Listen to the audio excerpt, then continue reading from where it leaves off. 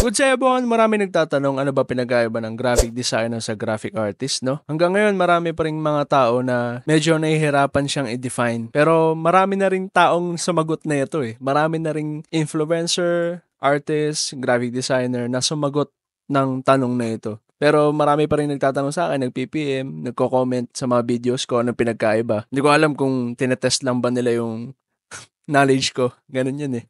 Minsan may mga nagtatanong parang nagtetest lang ng knowledge eh. Pero bibigyan natin ng sagot sa abot ng ating makakaya. Ang graphic designer ay solution-based. Ibig sabihin, gumagawa siya ng solution sa mga problems. Whether it is client-based o client need problem, company problems, or sales problem, or marketing problems. Limbawa, may problema sa sales. So, gagawa ka na isang promotional ad or marketing ad for a certain product. Pero depende, masyadong malawak ang industry ng graphic design.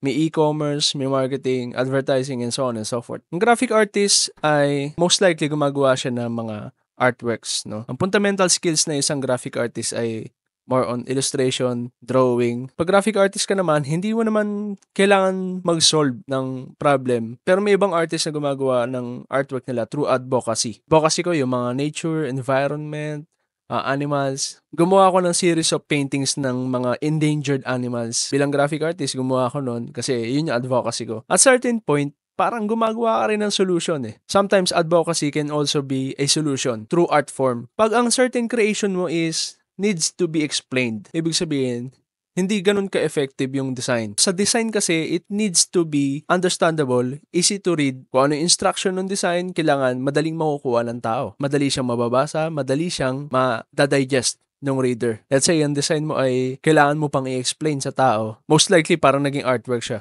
Ang artwork kasi needs to be self-opinionated. It may be different for people to view your artwork. And many people have their own explanation through a certain piece. Yung artwork kasi is through expression and through emotion. Kung graphic artist ka, you are creating imagery or artwork that expresses your ideas or your feeling. Unlike graphic design, there are certain problems that you need to solve. So most likely, yun yung the best way na may explain mo yung difference between graphic designer and graphic artist. Again, graphic design is solution-based, graphic artist is emotion-based or expression-based. Ganun lang kasimple. Kung meron pa kayong ibang definition yan, lagay nyo lang dyan sa comment section pag-usapan natin, mga kaibigan. Thank you for watching and I will see you in the next one. God bless. Peace.